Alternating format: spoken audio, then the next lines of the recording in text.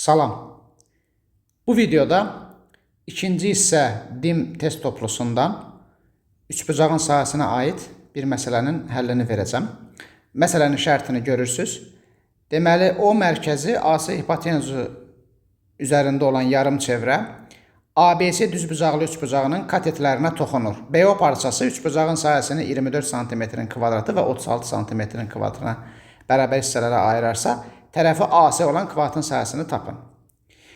İndi gördüyünüz kimi B nöqtəsindən çevrəyə 2 dənə toxunan çəkilib. Bilirik ki, çevrə xaricindəki bir nöqtədən bu çevrəyə 2 toxunan düz xətt çəkmək olar. Həmin nöqtədən toxunma nöqtələrinə qədər məsafələr bərabərdir və toxunanların əmələ gətirdiyi bucağın təm bölənində çevrənin mərkəzindən keçir. Yəni BO təm böləndir. BO təm böləndir. Hətta 45-45 olacaq, amma mən burada heç 45-dən istifadə etməyəcəm. Amma təm bölən olduğuna görə 45-45 olacaq. İndi ABO üçbucağının sahəsinin 24, BOC-nin sahəsinin 36 olması nə deməkdir? Baxın, 24 böl 36 demək 2 böl 3 deməkdir.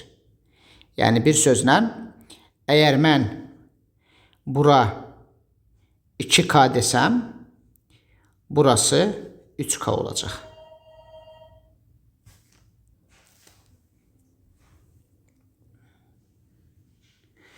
İndi təm bölənin xassəsinə görə, onda biz əgər AB-yə 2A desək, BC də olacaq 3A. Təm bölənin xassəsinə görə AB bölünsün BC, AO bölünsün OC-dir. İndi üçbucağın sahəsi 60 aydındır ki, toplayacağıq. S üçbucaq ABC 60 olacaq. Və bu nəyə bərabərdir? Bu bərabərdir 2A vur 3A böl 2. Buradan biz A kvadratını 20 taparıq.